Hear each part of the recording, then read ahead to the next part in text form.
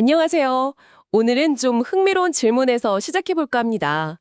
왜 어떤 팀이나 조직은 정말 세상을 바꿀 만한 아이디어를 갖고도 실패하고 또 어떤 곳은 처음엔 좀 미친 생각 같았던 아이디어를 결국 현실로 만들까요?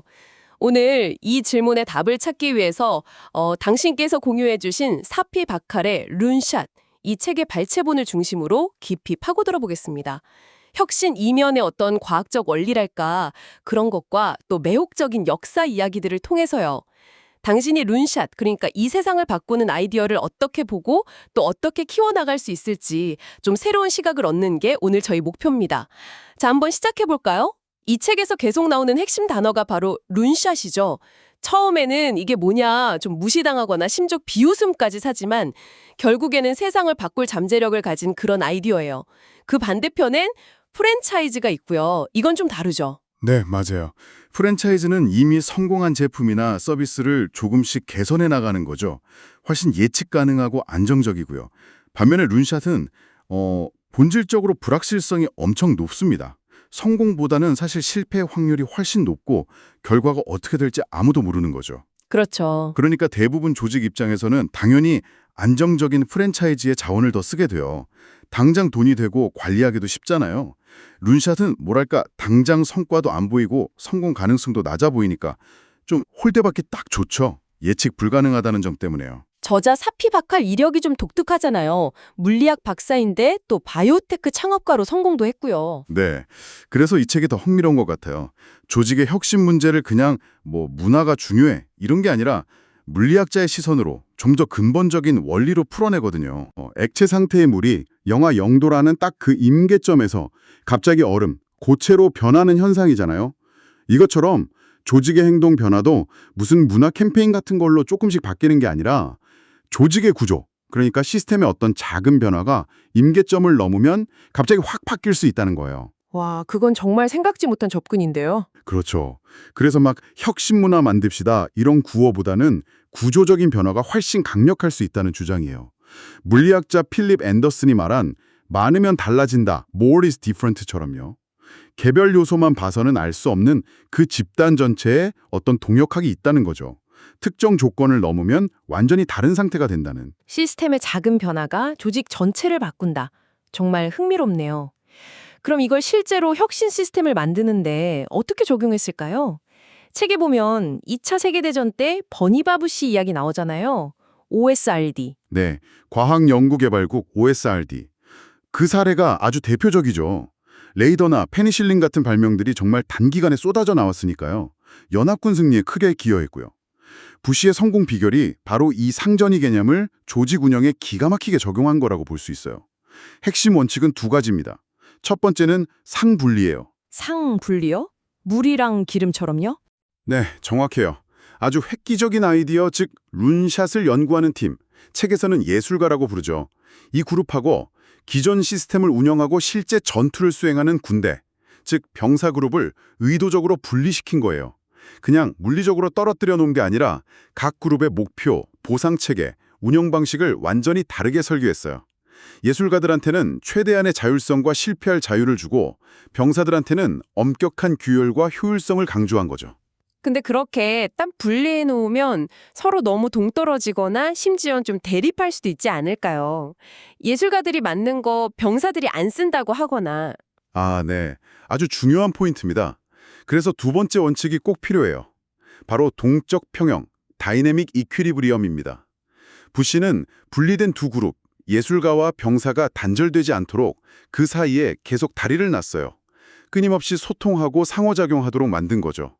아이디어나 피드백이 양쪽으로 잘 흘러가게 관리하고 또 어느 한쪽이 다른 쪽을 무시하거나 찍어 누르지 못하게 균형을 잡는 역할. 이걸 부시가 직접했어요. 리더의 역할이 정말 중요했겠네요. 그렇죠. 책에서는 이걸 예술가와 병사를 똑같이 사랑하라 라고 표현하는데 이게 그냥 좋은 말이 아니라 두 그룹 다 조직에 꼭 필요하고 동등하게 존중하고 지원해야 한다는 시스템 설계 원칙을 말하는 거예요. 실제로 레이더 개발한 과학자들하고 그걸 쓰는 조종사들 사이에 간극이 있었는데 부시가 직접 막 개입해서 조율하고 그랬거든요. 듣고 보니 AT&T 밸류원 구소를 이끌었던 시오더 베일 방식도 좀 비슷한 것 같아요. 거기서도 장거리 전화 기술이나 트랜지스터 같은 엄청난 혁신들이 나왔잖아요. 네, 맞아요. 벨 연구소 소장이었던 프랭크 주잇은 나중에 부시 밑에서 OSRD 일도 같이 했고요. 연결점이 있죠. 그럼 이들의 공통점은 뭘까요? 베일 역시 그 초기 아이디어를 막 탐색하는 연구 조직을 거대한 전화 사업 부문으로부터 딱 보호해줬어요. 간섭 없이 자유롭게 연구할 환경을 만들어준 거죠.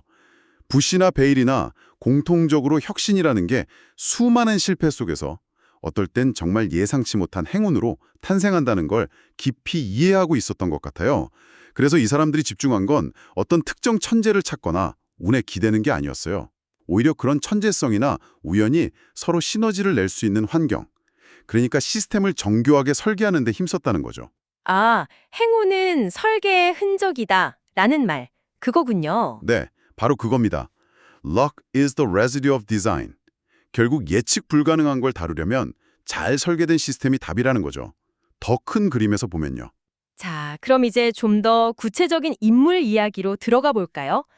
폴라로이드 창업자 에드윈 랜드, 평광필름 개발하고 또 그 즉석사진 카메라 SX70, 정말 세상을 놀라게 했죠. 네, 기술도 대단했지만 그 앤설 애덤스 같은 유명 사진 작가들이랑 협업하면서 예술적인 가치까지 더한 게 참 인상적이었어요. 맞아요. 랜드는 진짜 룬샷을 성공시킨 대표적인 영웅이죠.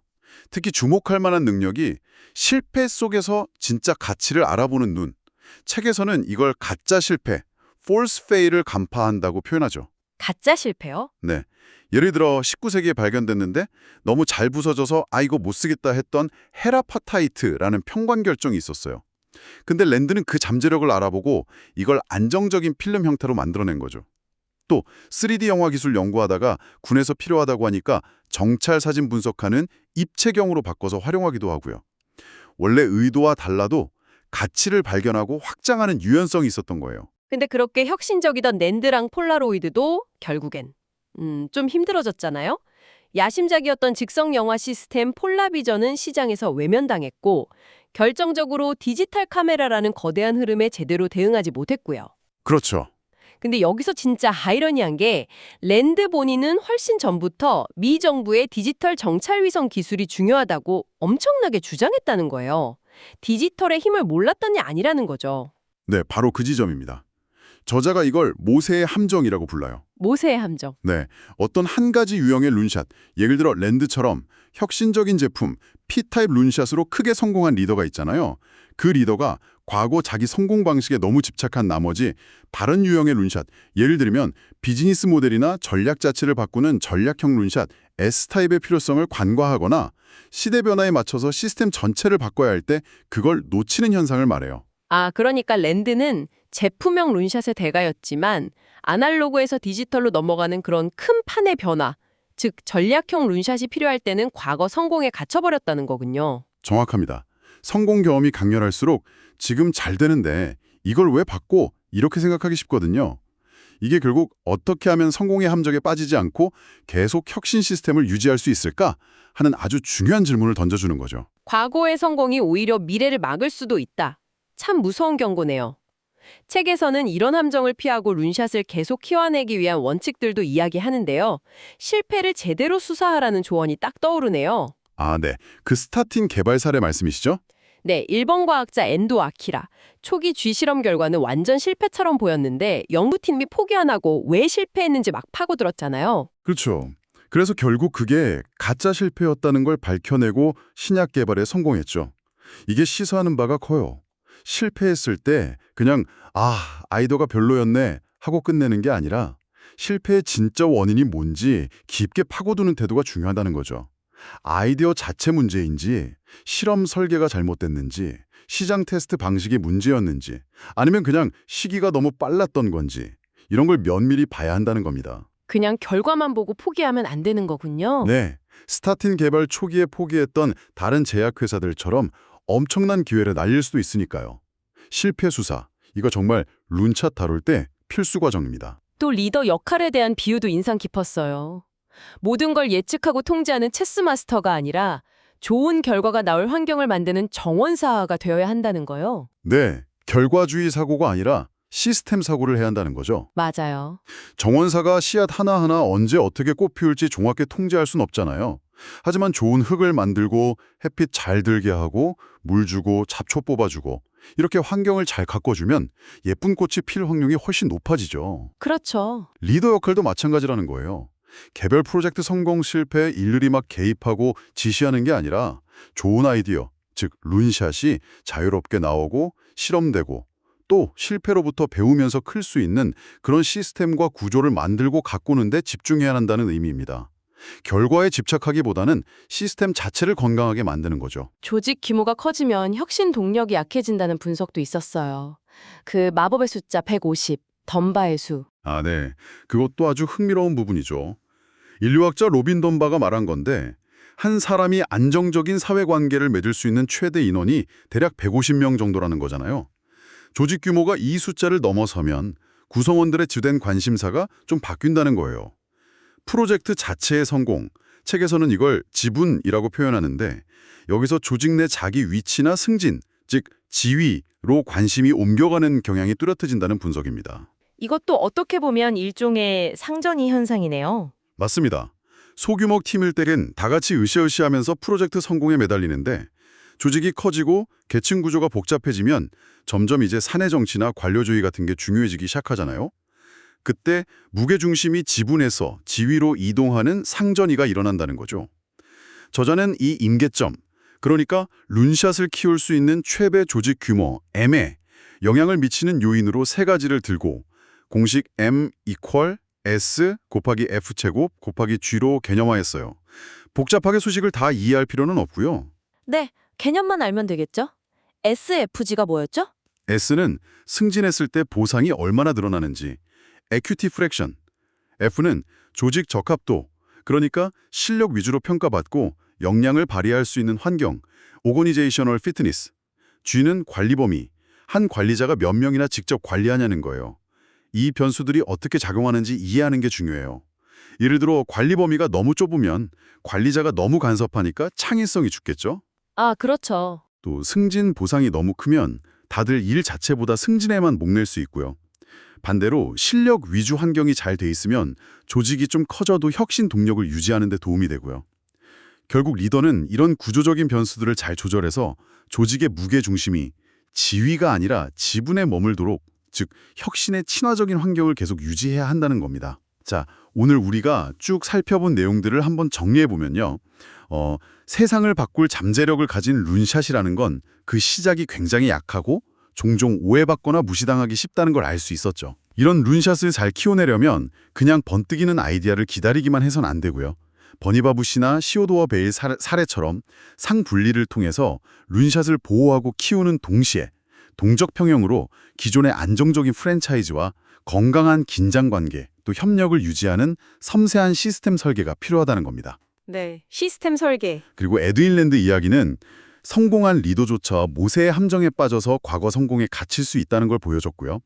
끊임없이 시스템을 점검하고 변화에 적응하는 유연성이 중요하다는 걸 알려줍니다. 또 엔도 아키라의 스타팅 개발 과정은 실패의 본질을 꿰뚫어보는 실패 수사력이 얼마나 중요한지, 그리고 조직 규모에 대한 분석은 리더가 단기 결과보다는 장기적인 관점에서 시스템을 가꾸는 정원사가 되어야 한다는 점을 강조했죠. 결국 획기적인 아이디어를 성공시키는 건 단순히 운이나 어떤 영웅적인 리더십에만 달린 게 아니라 의료적인 노력과 정교한 구조적 뒷받침이 필요한 설계의 문제다. 이게 핵심인 것 같습니다. 직이 당신이나 동료들의 새롭고 좀 대담한 아이디어가 싹트고 자라나는 걸 나도 모르게 막고 있진 않은지 오늘 나눈 이야기들을 거울 삼아서 한번 되돌아보시는 건 어떨까요?